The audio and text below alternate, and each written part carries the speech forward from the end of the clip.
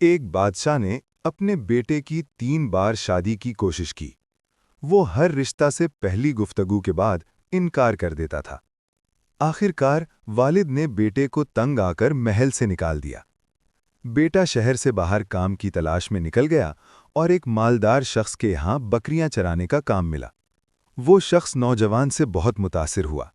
اس مالدار شخص کی ایک ہی بیٹی تھی اور اس نے سوچا کہ اسے نوجوان سے شادی کروا دے تاکہ وہ ان کے ساتھ رہے۔ اس نے اپنی بیٹی کو یہ بات بتائی تو بیٹی نے کہا کہ وہ اس نوجوان سے شادی نہیں کرے گی جب تک کہ وہ اس کے ساتھ سفر نہ کرے اور اس کی حقیقت کو جان نہ لے۔ مالک نے نوجوان سے کہا کہ کل تم بکریاں چرنے نہ لے جاؤ، ہم کچھ دنوں کے لیے سفر کریں گے تاکہ کچھ کام نمٹایا جا سکے۔ سفر کے دوران وہ دونوں ایک گلہ بکریوں کے پاس سے گزرے۔ نوجوان نے کہا، کتنی زیادہ ہیں اور کتنی کم ہیں۔ مالک حیران ہوا لیکن کچھ نہ بولا۔ پھر وہ ایک اور گلہ بکریوں کے پاس سے گزرے۔ نوجوان نے کہا، کتنی کم ہیں اور کتنی زیادہ ہیں۔ مالک نے دل میں سوچا کہ یہ نوجوان بے وقوف ہے، اس لیے میری بیٹی نے مجھے اس کے ساتھ سفر کرنے کو کہا تھا۔ پھر وہ ایک قبرستان کے پاس سے گزرے۔ نوجوان نے کہا، تم میں زندہ بھی ہیں اور مردہ بھی۔ پھر وہ ایک خوبصورت باغ کے پاس سے گزرے۔ نوجوان نے کہا، مجھے نہیں معلوم کہ یہ باغ ہرا بھرا ہے یا سوکھا ہوا ہے۔ مالک بہت حیران ہوا لیکن کچھ نہ بولا۔ پھر وہ ایک گاؤں میں پہنچے اور پانی طلب کیا۔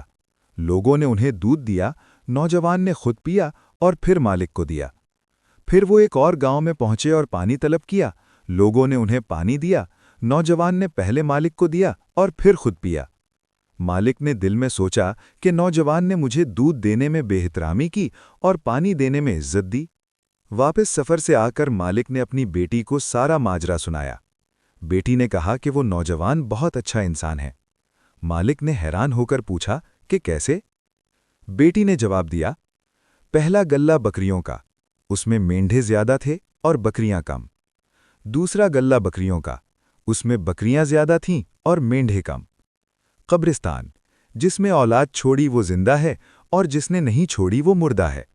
باغ، اگر مالک نے اپنے پیسوں سے بنایا ہے تو ہرا بھرا ہے اور اگر قرضے سے بنایا ہے تو سوکھا ہوا ہے۔ دودھ، جب برتن میں ڈالا جاتا ہے تو دودھ نیچے بیٹھ جاتا ہے اور پانی اوپر آ جاتا ہے۔ اس نے پہلے پانی پیا اور آپ کو دودھ دیا۔ کنویں کا پانی، صاف پانی اوپر آتا ہے، اس نے آپ کو پہلے دیا۔